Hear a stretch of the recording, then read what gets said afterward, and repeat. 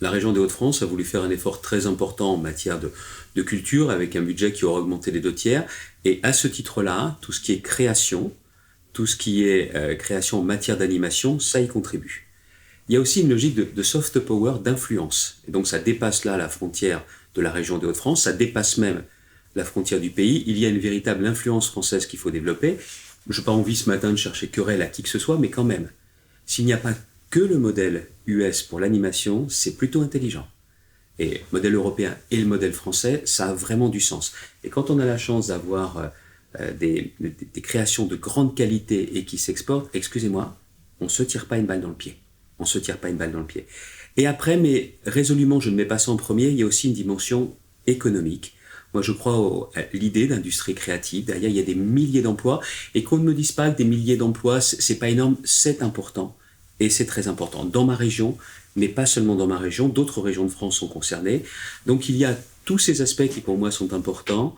Et encore une fois, je répète, dimension culturelle, soft power, c'est pas tout à fait la même chose, et la dimension économique. Est-ce que le service public, ça compte ? Est-ce qu'il y a une spécificité ? Et est-ce que ça a de l'avenir ? Et si la réponse est clairement oui, parce que grosso modo tout le monde est d'accord, est-ce qu'on est prêt à faire les efforts budgétaires pour cela ? Je ne parle pas d'efforts budgétaires en plus, je demande tout simplement si on décide de faire des économies sur ce secteur-là ou pas. Parce que la question qui est clairement posée, c'est la question du maintien de France 4, on ne m'enlèvera pas de l'esprit, c'est clairement une question de rabot et de coûts budgétaires. C'est ça le fond du problème. Et je pense que ce sont des économies à courte vue et qu'en plus, il y a un autre aspect qui pour moi est important.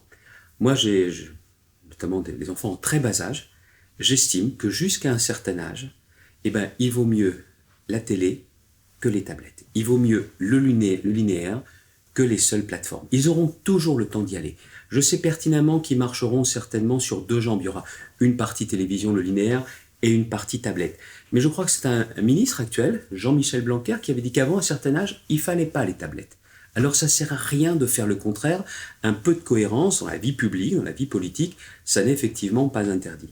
Donc derrière, sur la question du service public, je pense qu'il y a un rapport qui est très important avec la jeunesse. Et sur la question de France 4, il y a l'animation, mais il n'y a pas que l'animation. Tout le monde a compris que vous ne mettez pas 1 litre d'eau dans une bouteille de 50 centilitres. Et tous ceux qui veulent nous faire croire que les grilles des autres chaînes, comme par exemple France 5, allaient être extensibles comme par magie et qu'on allait tout mettre, tout ça c'est de la flûte. C'est pas vrai. C'est pas possible. Derrière, il y a une idée très concrète qui est celle de faire des économies, du rabot budgétaire, mais on va avoir aussi un impact économique qui sera très important pour une filière qui ne pourra bien évidemment pas tout mettre. Les chiffres ne sont pas loin, ils sont ceux du syndicat, mais on voit grosso modo, quand on arrivera au bout du bout, qu'il y aura à peu près la moitié en heures d'animation par rapport à ce qui est aujourd'hui. Alors qu'on ne me dise pas qu'on va maintenir. Et puis il y a aussi un autre aspect qui est important. Allez, parlons de tout. Disney, avec sa plateforme et tout cela. On pense sincèrement qu'en arrêtant France 4 en linéaire, on va du jour au lendemain, avec une plateforme, être capable de rivaliser. Mais jamais de la vie. Jamais de la vie. Donc c'est pour ça que moi je dis très clairement au gouvernement, il semblerait qu'il y ait maintenant des hésitations de la part de l'Élysée, de la présidence, ils ont raison d'hésiter et ils devraient aller jusqu'au bout de leur logique, ne pas fermer France 4, parce que je pense que c'est pas une erreur seulement, c'est une question de faute, pas seulement une faute économique, budgétaire, mais une faute par rapport à ce qu'est la notion de service public et la relation entre la jeunesse, le service public, entre la jeunesse et la télé. C'est pour ces raisons, je le dis de façon très déterminée, il ne s'agit pas de s'énerver en quoi que ce soit, mais de dire, écoutez les arguments des professionnels, ils ne prêchent pas pour leur seule paroisse économique, ils sont tout simplement en train de dire que le soft power, à la française, ça a du sens, et il y a beaucoup de pays qui ne commettraient jamais cette erreur, et quand on a la chance d'avoir déjà des chaînes de référence, on ne les tue pas, on ne les casse pas. Alors après, je vais plus loin, parce que si vraiment dans la tête de certains décideurs, il y a une calculatrice.